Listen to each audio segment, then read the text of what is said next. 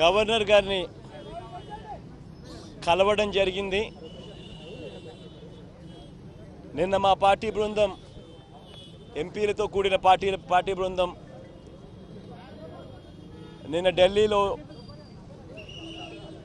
Central election కమిషన్ను కూడా కలిసి రిప్రజెంటేషన్ ఇవ్వడం జరిగింది. మళ్ళీ అవే అంశాల మీద ఇక్కడ గవర్నర్ గారిని కూడా కలిసి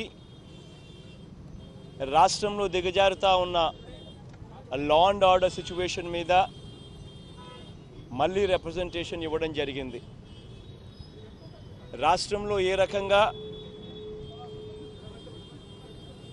దాడులు జరుగుతాయి, దాడులు జరిగిన తర్వాత ఎన్నికల రోజు, ఎన్నికలు అయిపోయిన తర్వాత జరిగిన ఆ దాడుల్లో ఏ రకంగా చంద్రబాబు నాయుడు గారు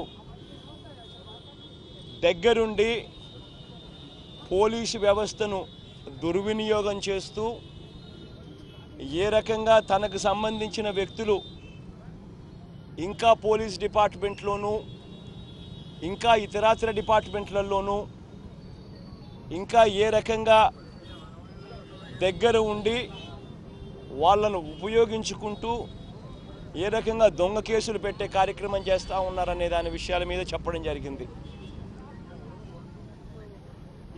ఇదే కోడేల గారి ఇన్సిడెంట్ మీదనే కోడేల అనే ఆయన ఎక్స్ స్పీకర్ సత్తెనపల్లి నియోజకవర్గంలో ఇనమెట్ల గ్రామంలో పోలింగ్ బూత్లోకి వెళ్ళి పోలింగ్ బూత్లోకి తాను పోవడమే ఒక క్రైమ్ అయితే, అక్కడికి వెళ్ళి పోలింగ్ బూత్లో ఉన్న డోర్ను లాక్ చేసుకున్నాడు. It is recorded.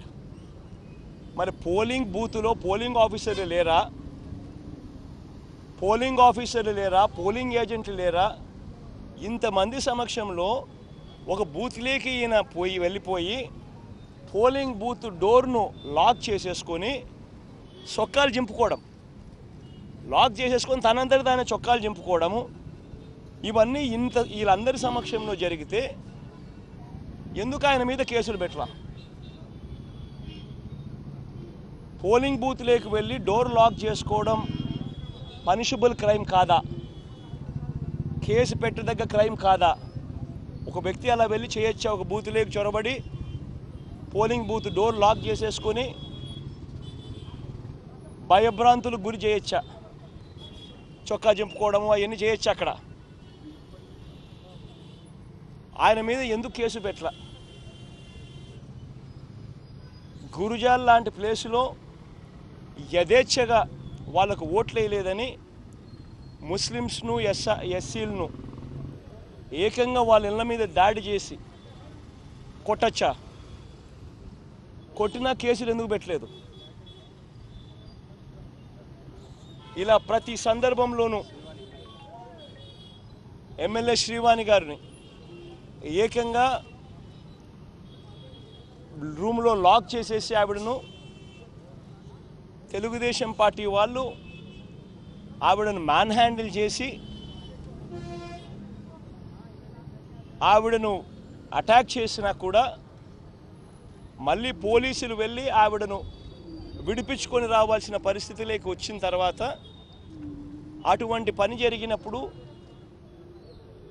ఎందుకు వాళ్ళ మీద కేసు పెట్టలేదు?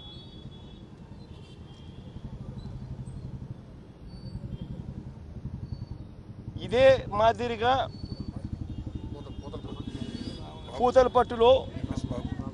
పూతలపట్టులో ఏకంగా candidate, SC candidate, MLA SC candidate, మా తరఫున కంటెస్ట్ చేసిన క్యాండిడేట్ ఎంఎస్ బాబును ఏకంగా తెలుగుదేశం పార్టీ వాళ్ళు ఏకంగా పోలింగ్ రోజు కొట్టారు.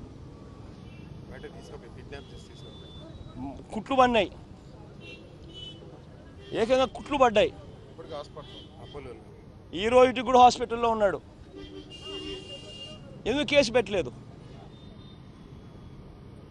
అసలు ఎక్కడ లా అండ్ ఆర్డర్ ఉంది?